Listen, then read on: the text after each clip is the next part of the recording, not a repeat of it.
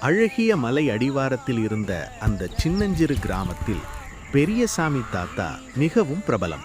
அவர் தனது தோட்டத்தில் விளையும் காய்கறிகளையும் பழங்களையும் ஒரு பழைய காரில் ஏற்றிக்கொண்டு சந்தைக்குச் சென்று விற்பார். நேர்மைக்கும் உழைப்பிற்கும் பெயர் பெற்றவர் அவர். தாத்தாவின் தோட்டத்தில் ஒரு ஸ்பெஷல் உண்டு. அதுதான் தேன் வாழைப்பழங்கள். பார்ப்பதற்கே தங்கம் போல மின்னும் அந்த வாழைப்பழங்கள் மிகவும் சுவையாக இருக்கும். அந்த ஊர் மக்கள் மட்டுமன்றி அக்கம் பக்கத்து ஊர்க்காரர்களும் அந்த வாழைப்பழத்திற்காகவே காத்திருப்பார்கள். குறும்புக்கார வருகை. அன்று காலை தாத்தா தனது தோட்டத்தில் விளைந்த ஒரு பெரும் சீப்பு வாழைப்பழங்களை அறுத்து தன் காரின் பின்னால் வைத்திருந்தார். அப்போதுதான் அந்த திருட்டு குரங்கு அங்கே வந்தது. உண்மையில் அது கெட்ட குரங்கு கிடையாது, செம குறும்புக்கார குரங்கு.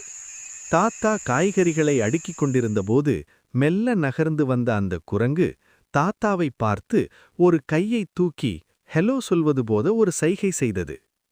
என்னப்பா, இன்னைக்கு என் வாழைப்பழத்தை குறி வச்சிட்டியா என்று சிரித்துக்கொண்டே கேட்டார் தாத்தா. சாமர்த்தியமான திருட்டு. தாத்தா ஒரு நிமிடம் தண்ணீர் குடிக்க உள்ளே சென்றார். அவ்வளவுதான். மின்னல் வேகத்தில் வந்த குரங்கு வாழைப்பழ சீப்பில் இருந்த ஒரு பழத்தை லாவகமாக பறித்து கொண்டது. ஆனால் அது ஓடிப்போய்விடவில்லை.